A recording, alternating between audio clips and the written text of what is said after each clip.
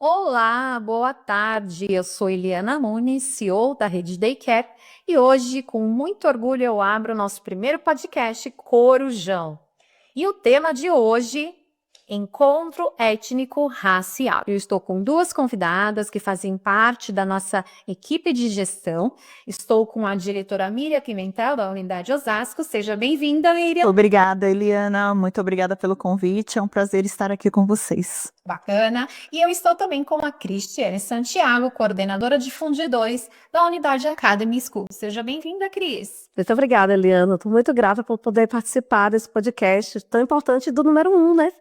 Muito legal, gente. Estou muito feliz e eu preciso estar com o meu roteiro, porque eu nunca fiz isso antes. E que bom ter vocês aqui conosco e teremos muitos outros entrevistados futuramente. Mas hoje está acontecendo aqui na Unidade Academy School o encontro étnico-racial. Então, os alunos, durante a semana, trabalharam vários projetos sobre várias etnias. Porém, hoje eu quero falar sobre um tema que ainda é tabu no meio da educação. Hoje eu quero falar sobre o racismo na educação.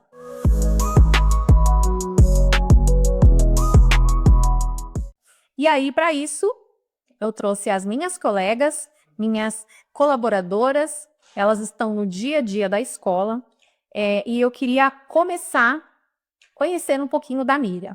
Miriam, se apresenta para o nosso público, fala um pouquinho da sua experiência. Eu sou a Miriam Pimentel, tenho 50 anos, sou professora, educadora há 27 anos, estou na rede Daycare há quase 4 anos, atuo na educação infantil na Unidade Osasco atualmente e tenho uma vasta experiência. Já trabalhei em todos os segmentos na educação infantil, Fundamental 1, Fundamental 2 e ensino médio. E tenho uma vasta experiência na questão com crianças, né, com jovens, né, trabalhando sempre a questão de respeito dentro das escolas. E hoje você é diretora. Hoje eu sou, exatamente, hoje eu sou a diretora da Unidade Osasco. Muito bacana, Miriam. E a Cristiane, se apresenta, Cris. Olá, pessoal. Eu sou Cris Santiago, tenho 31 anos de educação. Encontrei esse ano com a Eliana, vim fazer parte da Rede Daycare, estou muito feliz. É um espaço assim que todo dia a gente constrói coisa nova. A gente está sempre em movimento, é incrível trabalhar aqui. Então, dentro desse projeto agora novo do podcast que a gente acabou de começar, mas existe um movimento incrível na escola. Então, eu já venho de uma vasta experiência de educação infantil, que é o que eu mais amo, Fundamental 1, Fundidor. Aqui estou no Fundi 2, na rede. Ensino médio, volta para o infantil de novo. Então, todo dia a gente está brincando de escolinha, de forma super séria, trabalhando valores, trazendo coisa nova, pesquisando, estudando. Então, estou aqui de novo aprendendo coisas novas. Legal. Gente, então vamos ao nosso tema, né? O que eu queria saber de vocês? Por que vocês acreditam que falar de racismo na educação é algo necessário e urgente? Bom, necessário e urgente porque tudo acontece, né? Tudo está acontecendo dentro da escola. A criança, ela é como uma esponja e ela absorve tudo que ela encontra, sendo bom ou sendo ruim. Na escola é necessário que se mostre a ela coisas boas e o porquê isso tem que ser trabalhado, principalmente levando o respeito, né? Mostrando que não somente por conta de uma questão racial, mas respeitar todos os espaços, respeitar todos aqueles que se fazem presente dentro da escola. E cabe a nós, quanto educadores, apresentar que isso, né, para a criança, que ele respeite, né, não somente a cor, mas a cultura, o espaço, o cabelo e tudo aquilo que compõe a uma pessoa, a um humano. Você, Cris, o que você acha? Eu achei uma coisa muito interessante que vem acontecendo, que eu venho acompanhando, porque eu estou passando por várias gerações, né? A gente é a geração que vem passando por várias gerações. E de criança a gente não falava de racismo, como se não existisse. Eu tinha uma ideia que não existia racismo no Brasil, né? Porque a gente não falava no assunto. E a gente tinha uma coisa tão estruturada, que era tudo tão ok, que agora que eu estou percebendo, assim, com esse movimento, sabe, do que não pode fazer de errado com o coleguinha, é que a gente vem falar de racismo. Por exemplo, hoje eu entendo quantas vezes minha família tentou me matar. Quando a gente era criança, não tinha cinto de segurança. A gente andava dentro sabe, o carro aberto, lotado, os adultos na frente, as crianças atrás no lugar que guarda carga, com tampa aberta. Entende? E era porque de maldade que os nossos pais queriam nos fazer mal? Não, não tinha informação suficiente para mostrar quanto aquilo era perigoso. Então, não se falava sobre isso. Começou o cinto de segurança, obrigatório, todo mundo achou ruim. Cadeirinha para criança, obrigatório, todo mundo achou ruim. Então, e agora a gente está falando de racismo. Muita gente achou ruim. Agora está começando a naturalizar que é errado, sim. Então, a escola, ela tem que ser berço para que haja essa conversa, sabe? Eu ouvi uma pessoa falando, da área da educação, falando assim: Maio Amarelo vai estar no tema da escola, mas vai falar de suicídio, isso é muito pesado, mas tem que ser falado. As coisas precisam ser conversadas, é assim que cura, é assim que você estrutura uma sociedade com saúde, né? Exato. É você mexendo na ferida e trazendo soluções. Trazer à luz. Eu sempre quis ter um projeto de racismo, né, na escola, antirracismo. E agora, com o fundamental, a gente consegue trabalhar mais forte isso, né? Porque eles já compreendem tudo. Então, no mês de junho, eu fiz uma viagem, né? Fui lá para a África, fui conhecer toda a história bem a fundo, né? De Nelson Mandela, do Apartheid. E aí eu voltei assim, nossa, com meu coração, né? Porque eu quero ver os projetos acontecerem cada vez mais. Porque a gente trabalha, né? Mas eu acho que a escola precisa urgente fazer muito mais, né? Não só nós, todas. O que eu queria falar com vocês? A Cris tem sangue preto Sim. nas veias. Eu também. Mas a minha aparência é de branca, né? Cris, você já teve uma situação de racismo? Você já sofreu? Comigo? Nunca. Não? Nunca. Eu também não. E você, Miriam? Eu já. Já sofreu? E como é, Miriam? Quais foram assim os obstáculos que você teve que ultrapassar para superar, Luísa? Sim, eu tive que provar, né? A questão de você sofrer o racismo, eu sou uma mulher preta, filha de uma mulher preta, com um pai branco, né? Meu pai é alemão, minha mãe preta. E aí o que acontece? Para você, e eu sempre ouvi da minha mãe assim: nós temos que ser melhor em tudo, sempre, em todos os aspectos. Você tem que ser a melhor na escola, você tem que ser a melhor por onde você andar, você tem que ser a melhor em tudo que você fizer. Você não pode errar. Que pesado. Você não pode errar. São as cobranças, né? São as cobranças necessárias que o mundo impõe. E o que acontece? Quanto preto, né, nós nos cobramos muito a respeito disso. E andamos sempre assim. E sofri racismo, sim, sofri racismo na escola. Eu estudei minha vida toda numa escola particular. Minha mãe fazia questão disso para dar uma boa educação.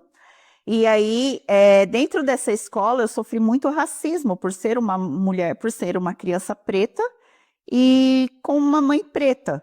E onde eu fui muito, né, me falaram vários nomes, me xingaram de várias coisas, né? E aquilo eu sempre era a melhor da sala justamente para isso, porque eu tinha que provar isso. Isso me trouxe vários traumas, claro, depois tratados e está tudo bem. Por isso que eu vejo que o racismo, ele implica muito dentro disso, na criança, né? Numa criança preta, né? E me tornei educadora justamente para combater isso. Bom, eu não sofri racismo em mim, né? Mas a minha família, sim. A minha avó é branca, loura do olho azul. Meu avô é preto. A minha mãe é preta. O meu pai é branco. Meu irmão é branco. A minha irmã é preta. Eu nunca percebi a diferença entre eles. Nunca, nunca, nunca. Até que a minha irmã mais nova, quando ela tinha 12 anos, ela trouxe a pauta para dentro da nossa casa. Eu nunca percebi que havia uma diferença de cor na minha família. E isso foi muito interessante, porque na hora que a minha irmã trouxe isso, ela resgatou um monte de coisa da minha infância que eu não entendia. Por exemplo, a minha mãe sempre me dava para o meu pai. Então, eu sempre estava no colo do meu pai. Eu sempre gostava e preferia estar com ele mesmo. Fui muito apegada a ele. Mas eu entendia que eu também era entregue a ele. E existiam umas explicações assim. Mas o pai dela é branco. Mas o pai dela é branco. Eu só vim entender essa fala porque que ela estava sempre se explicando. Isso eu achava muito curioso. Por que ela explicava para os outros, assim, pessoas que não eram nossos amigos, né? Que meu pai era branco. Quando a minha irmã, um dia, uma piada de mau gosto que o meu pai estava fazendo, que tinha conotação racista, nós não percebíamos e a gente dava risada daquilo. A minha irmã veio da cozinha de onde ela estava, ela escutou a piada lá de onde ela estava e viu a gente dando risada. Ela veio até a sala, isso me deixa bem emocionada, porque foi muito impactante. Ela disse, você não vê a minha cor? Você não vê a cor da minha mãe? E a gente chama meu pai e minha mãe de senhor e senhora. E ela disse, você. Se você ainda fizer esse tipo de piada, eu vou embora dessa casa. Eu olhei para o meu irmão e meu irmão olhou para mim e a gente teve a mesma reação. Que cor? Sabe? Foi a primeira vez que a gente olhou para eles e a gente viu que nós tínhamos cores diferentes. Olha como isso é horrível. Mas, de alguma forma, para o bem ou para o mal, nossos pais nos criaram sem que a gente percebesse que eles tinham cores diferentes. Foi bom porque a gente teve uma infância sem racismo e foi ruim porque a gente era alienado. Já eu, obviamente, nunca sofri, porque as pessoas são totalmente aparência, né? Elas olham o exterior.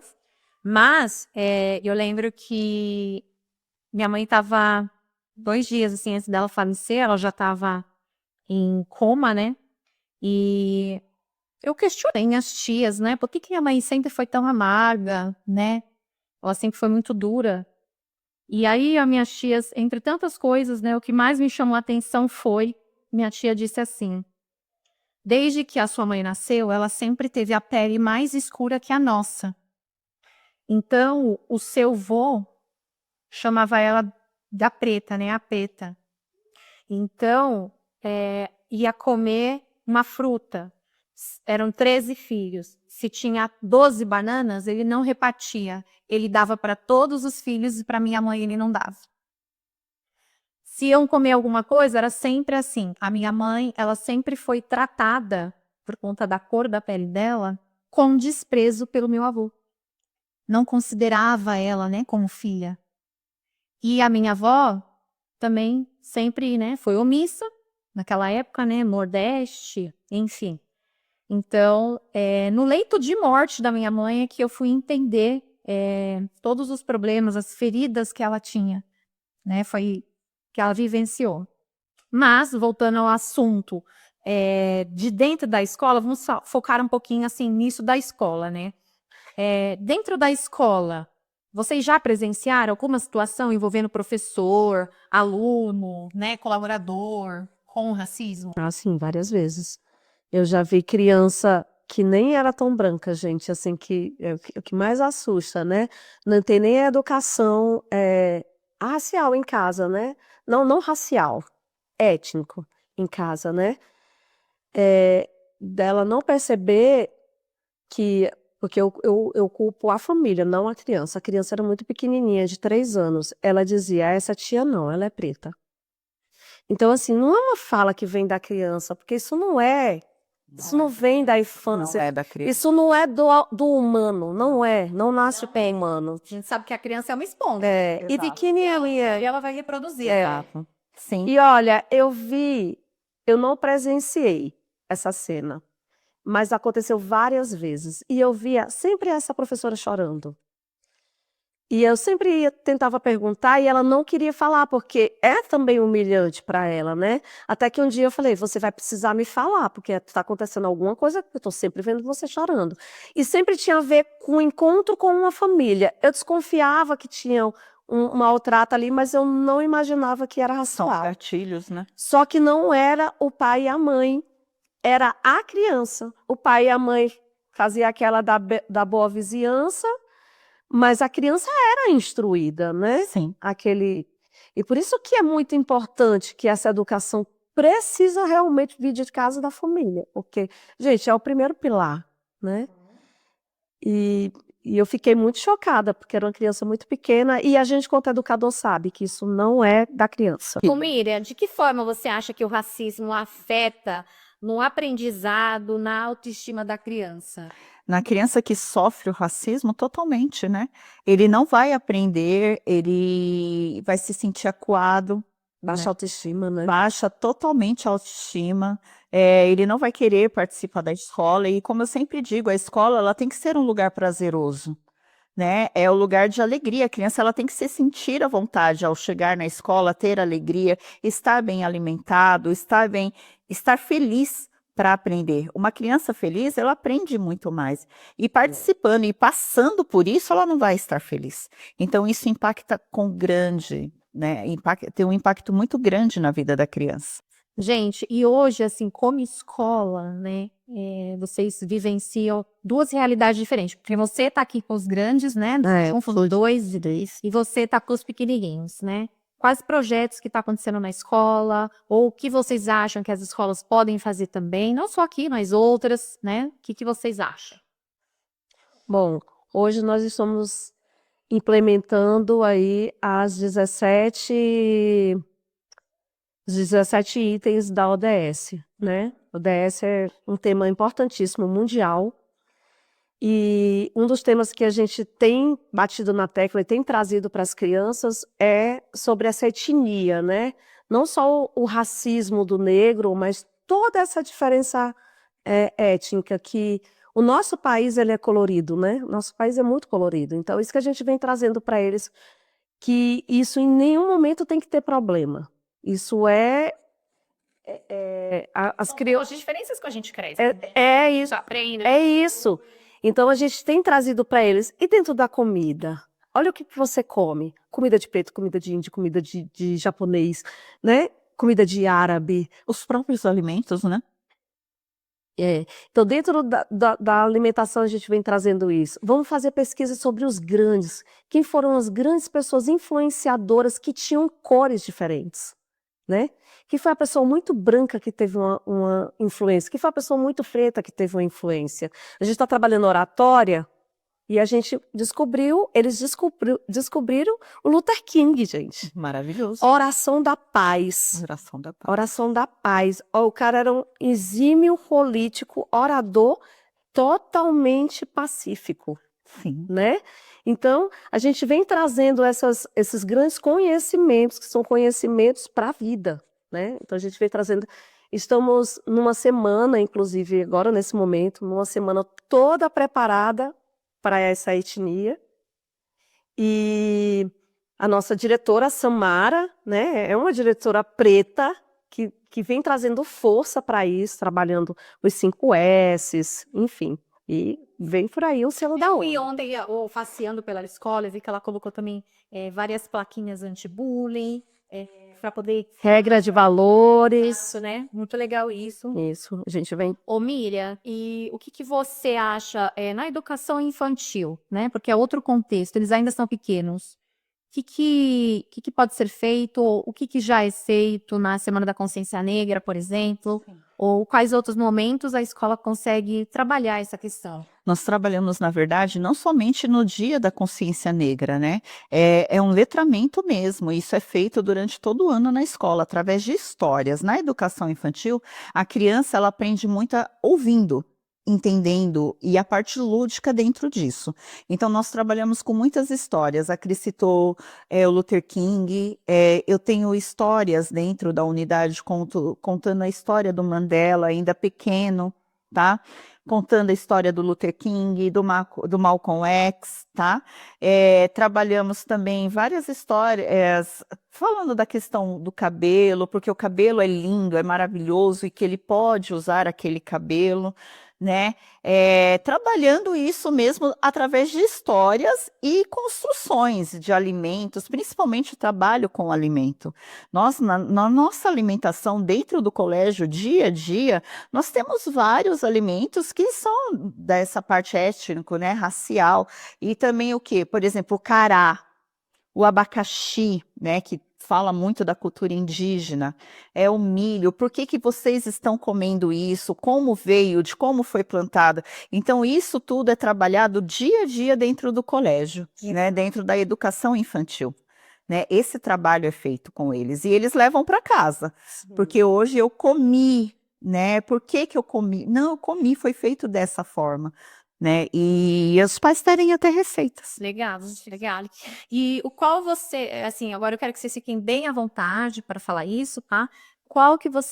O que que você acha, assim, qual deve ser a postura da diretora diante de uma situação dentro da escola de racismo? Acho que é tolerância zero, gente. Tolerância zero. Porque se existe um perfil de educação, né? Se a gente informa, se a gente traz à luz, se a gente conversa sobre o assunto, se a gente traz as famílias para dentro da escola. Importante, né, Tatê, né? Totalmente. A família da responsabilidade. Exato. A família é o primeiro pilar. Educação não é dada em escola. Escola trabalha o acadêmico, traz à luz as informações. O nosso trabalho é esse. Sim. Agora, é claro, a gente também não pode fechar os olhos para as crianças que passam 12 horas conosco, né? Então, pensando nesse sentido, a gente também vai educando, vai formando esse caráter. Por isso que, por exemplo, a Daycare trabalha com valores Exato. cristãos, e tudo. A gente vai trazendo isso que é para ir formando esse caráter na ausência desse pai, mas isso não exime o pai do trabalho dele, e o trabalho dele é educar. Por isso que a gente traz as famílias para dentro dos nossos eventos, né? Exato. Aqui tem muito evento e, nossa, tem escola que fala, meu Deus, você tem evento do Dia das Mães, do Dia dos Pais, Dia da Família, tem festa junina, tem festa caipira, tem mostra cultural, manhã literária, tem vários De arte. né? Isso. É. E as pessoas falam, nossa, mas por que tanto evento? Porque eu quero as famílias dentro da escola, Participantes, né? engajadas, Engajadas. eles vivenciando a experiência deles, ajudando, Sim. né? Porque hoje a gente vê o mundo assim, o tempo passa rápido, as crianças crescem rápido, Muito rápido. e se a família perder o time da educação, de valores, né, de colocar princípios, de ensinar o caminho, o futuro É. Não. Aí é onde eu falei de tolerância zero, é isso. Se existe todo esse trabalho riquíssimo e a família insiste em ter essa postura e acha que está correto que a criança mantenha essa postura, então ela não deve fazer parte desse universo, Exatamente. né? Não somente não fazer parte desse universo, e o que eu gosto muito em trabalhar aqui na Daycare é justamente isso, de ter a oportunidade de sempre estar trazendo as famílias para dentro da escola, não somente nos eventos, mas eu quanto diretora, hoje quanto diretora, né, quanto coordenadora, eu também já tinha essa prática de ir para o portão e falar assim, vamos lá, vamos tomar um café? Vamos ver o que seu filho está fazendo? Olha lá, olha, hoje tem uma atividade muito legal, e fotografar e mandar e convidar o pai para isso, né? E quanto, né, acontecer, né, não acontece, é bem difícil de acontecer, mas se acontecer, chamar o pai para dentro da escola justamente para isso, porque ele não pode ser isentado daquilo que está acontecendo com o filho, daquilo que a criança está trazendo, porque se ela trouxe, ela não levou da escola, mas ele trouxe. responsabilidade de povo. E essa é a diferença. todo. E essa é a diferença daqui quando eu falo que quando eu cheguei aqui me deixou muito feliz. Vários motivos, mas esse é um motivo. A gente não trata a criança como número. Exato. A gente sabe quem é a mãe, a gente sabe quem é a criança. Sim. A gente não decora todos Chama os pelo- nomes. A gente não decora todos os nomes. Sim. Mas se fala quem é a criança, você sabe quem é a mãe. Você sabe é a qual é o família. perfil daquela família. Então, Exato. porque você está perto, você está próximo, Está próximo. né? E aí, né, para finalizar o nosso bate-papo, eu queria que cada uma deixassem conselhos para outros gestores escolar, outras escolas, sobre esse tema. Pode começar. Eu acho que o mais importante é trazer à luz os assuntos, sabe? Não jogar para debaixo do tapete, não achar que está resolvido. Vamos conversar sobre qualquer assunto que é polêmico, dentro da idade da criança, dentro daquilo que é o entendimento dela. Você não vai conversar sobre sexualidade com a criança pequena. Antecipar, né? E não só apagar o incêndio. Exatamente. Você tem que mas você tem que tratar os problemas como problemas. E todo problema ele só existe porque existe fórmulas de solução. Exato. Então, você tem que trazer o tópico, que é, né, o problema da história, e agora vamos jogar a luz. E vamos ouvir essas crianças, elas têm muito a dizer. Elas têm muito conhecimento dentro delas, o conhecimento de mundo que elas têm até aquela idade, e as coisas que a gente vai trazendo, e eles vão transformando. Eles são como um fígado, eles vão transmutando. Então, eu acho que a principal dica é abrir a roda de conversa. Sim. Para tudo que é Sou polêmico. totalmente a favor de abrir uma roda de conversa, mas levar, sim, o letramento racial para dentro da escola. É necessário que outros gestores levem, né? Porque outras instituições levem o letramento racial para dentro da escola. É totalmente necessário, porque esconder, né? Como a Cris mesmo disse, jogar para debaixo do tapete, né? Isso não é legal. Então, traga isso. Não é difícil, não é complicado, é simples de se entender. Basta querer. E não imaginar que porque não acontece com você, não acontece com o outro. Exatamente. O respeito, totalmente. Bom, aqui na nossa rede, nós acreditamos que o combate ao racismo não é algo pontual.